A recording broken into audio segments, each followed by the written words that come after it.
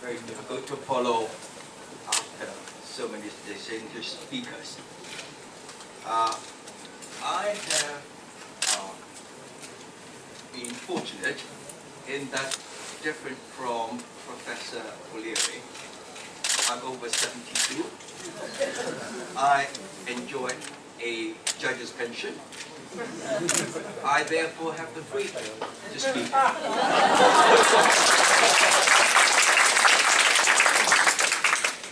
And I am a grandfather who is speaking to have a better life for my granddaughter, who is going to be living in Hong Kong. So it's from that point of view that I have participated last month at the University Forum, and now here. I am going to be aiming small today and concentrating on Hong Kong University, because by aiming small, we may be able to achieve more. The basic law gives to Hong Kong the protection of university autonomy and academic freedom. Now, the events of 2015 are well known to you, where there is revealed the conflict between government control and university freedom and autonomy and the basic law rights. Now, this conflict between the basic law and under the basic law between the government control and university autonomy will not go away. Now, the students are making 4 demands. The 4 demands are to set up a special university committee under the ordinance to consider government system, reform of government system. The chief executive should not be the chancellor of the university. More than 50% of the university members should be in the council. And the statutory provision of the chief executive, the chancellor, appointing the 7 members, should be changed to appointment by the council.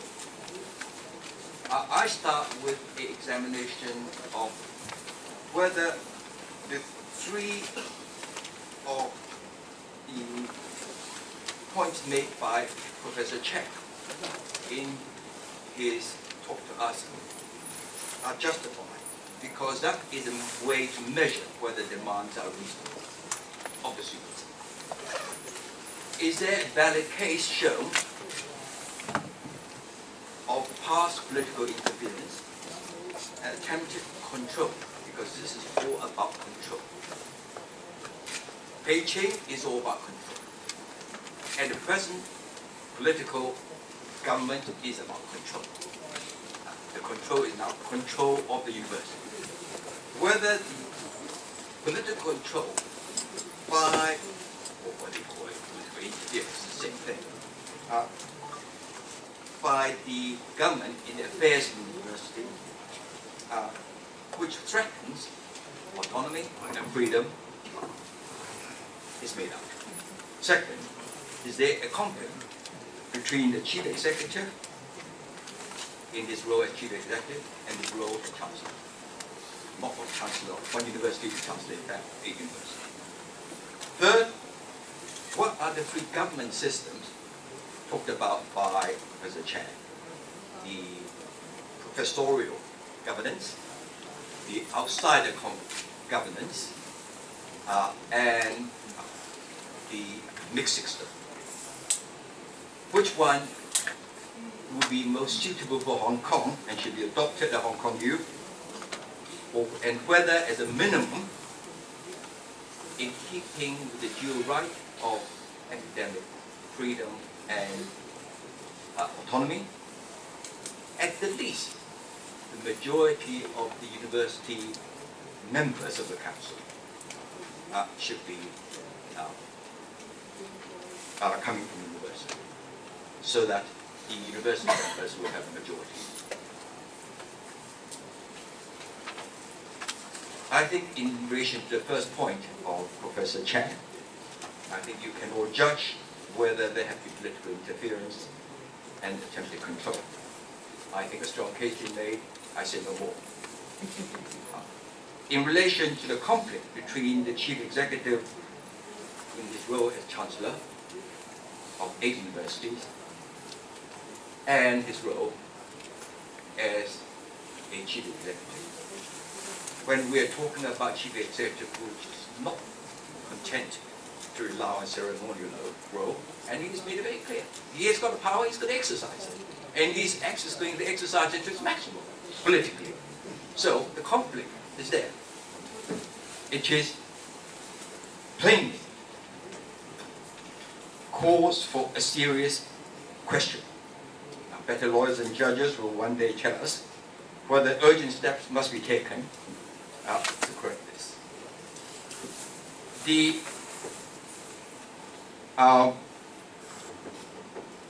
Of the 3 forms of university governance described by Professor Chan, there is room for discussion as to whether it should be the first, that is, professorial or mixed. I think there can be no case possible that support an outside of governance. It goes against the basic law of university autonomy. So I would support Professor Chan that there should be a change. Now, and I would support a case for a change of at least the majority of the members of the council should come from the university. Now,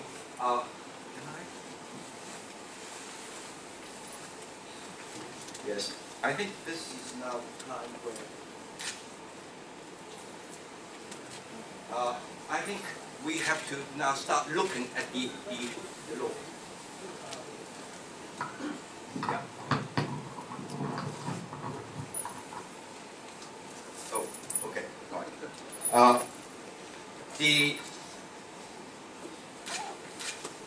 I think the first provision that's important, of course, is the council. The council is the supreme governing body. So therefore, that is a key. Next, of course, is the provision section 12. The chief executive shall be the chancellor or shall be the chancellor. That is the embedded provision. Now, what is in the council provision is important because of the 24 members, you will see 7 persons appointed by, including the chairman, appointed by chancellor.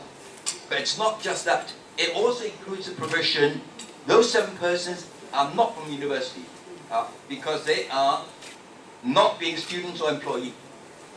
So the second, 1B, is 6 persons, again, not being students or employees of the university, appointed by the council. The third is C, 2 persons not being students or employees of the university, elected by the court, which is the other body. So therefore, if you add 7 plus 6 plus 2, that is 15. 15 out of 24 members of the council will be non-university. So the students therefore say, that can't be right. If it's going to be professorial, university control, autonomous university, those provisions should be looked at. Then you have, if there is other university provisions, which we'll come into later. Now, I'm aware that the president, Professor Matheson, has established a senior management team, SMT, composing himself and many other deans and other august bodies. And they are preparing a strategic plan of 5 to 10 years, and the consultation exercise underway, and many of us have been invited to participate, and that's all a good thing. So whatever I say will be subject to whatever is the ultimate plan that emerges. Now, What I'm saying, however, here, I like to make clear, is tentative. It's a teaser. It's intended to bring out reaction from all of you and all of Hong Kong society as to the serious discussion required to resolve this present, immediate problem about the state of our legislation which allows the government to politically control the council and therefore the university.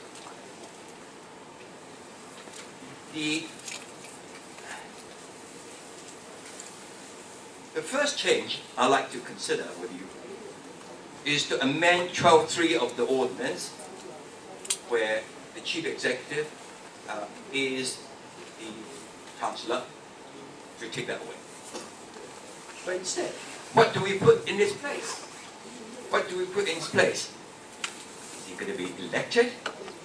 Is he going to be appointed by a new transparent system? So that perhaps a politically neutral but highly respected man of great distinction, acceptable to the university and to the community, will be chosen. We can perhaps even learn something from choosing the committee, the council of selecting judges.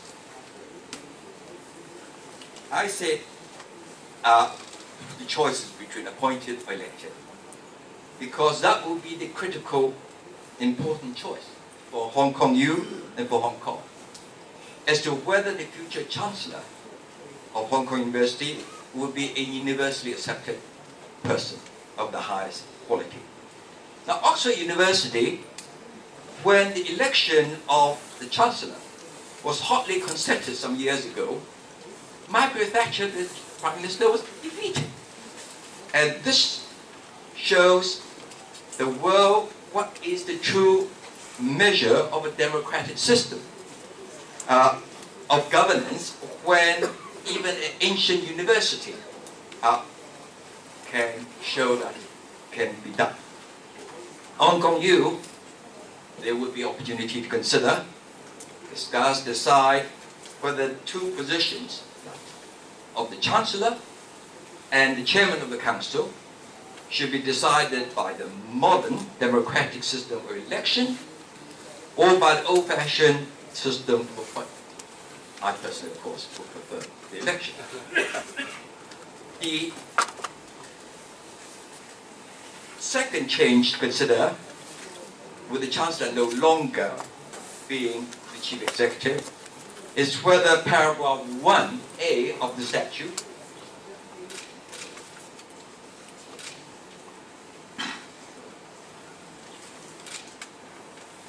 when of the 6 members, I will talk about the chairman's later, subsequently.